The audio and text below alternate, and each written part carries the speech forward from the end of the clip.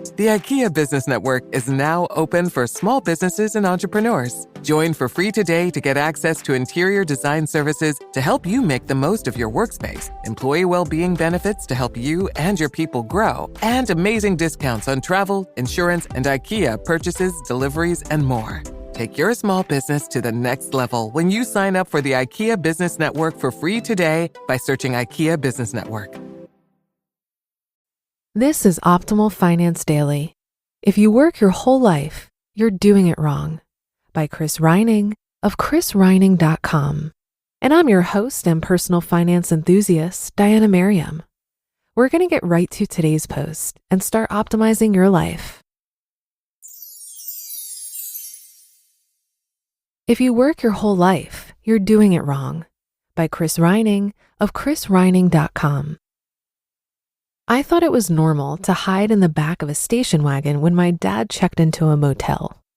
Growing up, the biggest vacation we took was to Disney World. We drove to Florida from Illinois, and to save money, he'd reserve a room with 2 double beds for 2 people. After he got the key, me and my 2 sisters would sneak into the rooms so the manager wouldn't see us.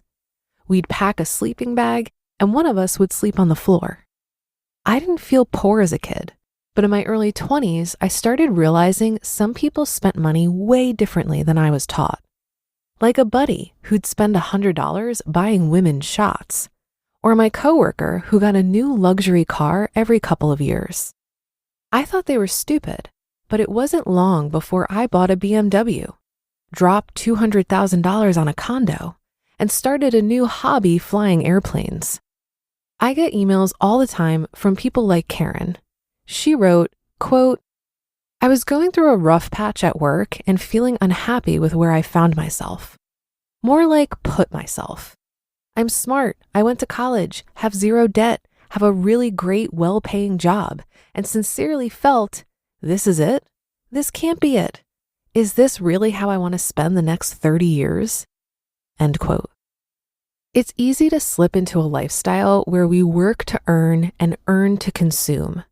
I did this, and while it's nice to have nice things, eventually more stuff doesn't really make you any happier. And when you realize this, you have a choice. Continue to live a life where you fill it with more stuff, or design a life filled with stuff that's important to you. What can you do with your time that's important? Bronnie Ware spent years talking with people about to die. They all wish the same thing. That they had been happier, stayed in touch with friends, expressed their feelings, and hadn't worked so much. Number 1 was, I wish I'd had the courage to live a life true to myself, not the life others expect of me. What they're saying is to live your life filled with stuff that's important to you. Okay, but how do you figure this out? Ryan Holiday is one of my favorite people, and his article on deciding your why helped me build a framework around this.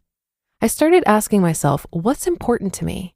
And at first, I came up with lame stuff like freedom and flexibility. But I dug deeper, and freedom became time, and time turned into the question, what would I do with it? And that forced the answer. Work on what I'm passionate about and not be motivated by money. Have enriching experiences through travel. Challenge myself and continue to grow. And have an impact on the greatest amount of people. You can design your life to make sure you have the freedom to pursue what's important to you. The caveat is every one of these options requires a mindset shift. You need to work to earn to save, and save to invest so you can stop working.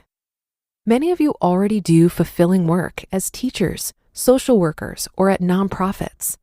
The pay sucks, so you know you'll never be a millionaire, but you still want a taste of freedom. A mini retirement, a term popularized by Tim Ferriss in the 4-Hour Workweek, is perfect for you. Tim wrote, quote, "It is the anti-vacation in the most positive sense. Though it can be relaxing, the mini retirement is not an escape from your life, but a re-examination of it, the creation of a blank slate. This is also different from a sabbatical. Sabbaticals are often viewed much like retirement, as a one-time event. Savor it now while you can. The mini retirement is defined as reoccurring. It's a lifestyle, end quote. I love this idea, and the execution is simple. You save up 1 to 12 months of spending money, and then go live your life. Travel through Southeast Asia, work on what's important to you, or hike the Pacific Crest Trail. Most people work until their 60s for the conventional idea of a 30-year retirement. This includes plenty of TV, mall walking, and watching squirrels or something.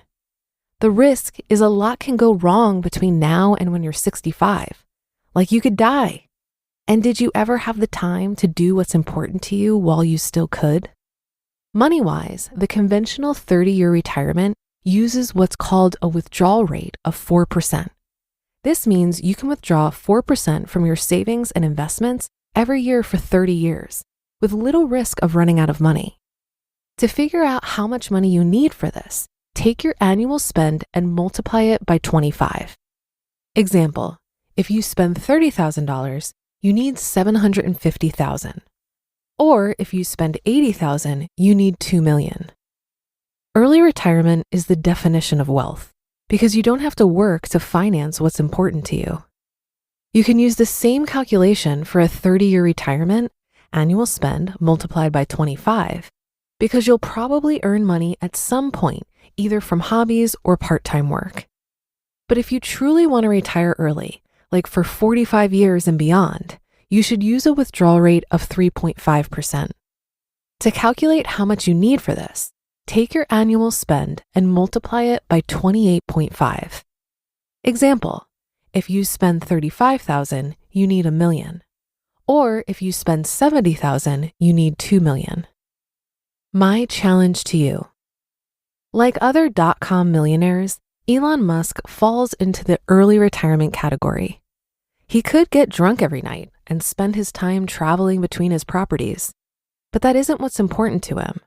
He said, quote, "I'm interested in things that change the world or that affect the future and wondrous new technology, where you see it and you're like, wow, how did that even happen? How is that possible?" End quote. What's important to him is solving big problems like space travel and multiplanetary living. So that's what he's doing. If you ask yourself what's important to you and have a vague answer like, I want to be happy and have a nice family and be rich, well, that doesn't really mean anything. Get a sheet of paper and start writing down how you want to live.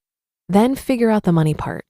Because when you do it this way and you're at the end of your life about to die, you'll be able to say, I'm glad I did that, instead of, I wish I had. You just listened to the post titled, If You Work Your Whole Life, You're Doing It Wrong, by Chris Reining of chrisreining.com. And I'll be right back with my commentary. For a lot of people, myself included, different finance apps can be stressful and make it difficult to manage finances. But then I tried Monarch Money and everything got so much easier. Maybe you're saving for a down payment, a wedding, a dream vacation, your kids' college. I found that Monarch makes it so easy to help you reach your financial goals, whatever they are. I definitely wouldn't be able to allocate my finances or plan as clearly without help from Monarch. In fact, Monarch is the top-rated all-in-one personal finance app. It gives you a comprehensive view of all of your accounts, investments, transactions, and more. Create custom budgets, track progress towards financial goals, and collaborate with your partner. And now get an extended 30-day free trial when you go to monarchmoney.com/OFD. After trying out Monarch for myself, I understand why it's the top-rated personal finance app. And right now, listeners of this show will get an extended 30-day free trial when you go to monarchmoney.com/OFD. That's monarchmoney.com/OFD for your extended 30-day free trial. I think getting good with money involves aligning the way we spend all of our resources with the things we value and constantly questioning our assumptions around what is valuable. It reminds me of this concept of the American dream, which originated as an ideal where every person has the right to pursue his or her unique version of happiness. But I think many of us can't help but notice that it has devolved over time into something entirely different, something rooted in excessive consumerism.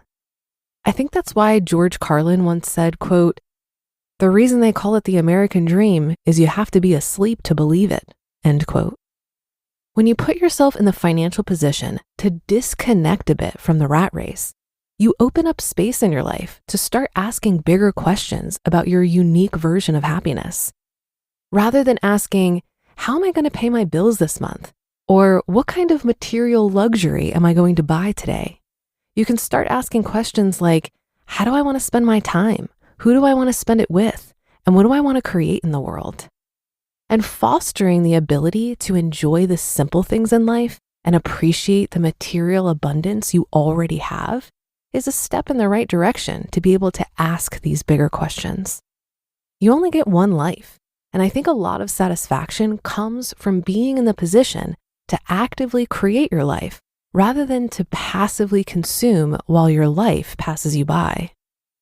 But that should do it for another edition of Optimal Finance Daily. I'll be back tomorrow as usual, so I'll see you there for the Wednesday show, where your optimal life awaits.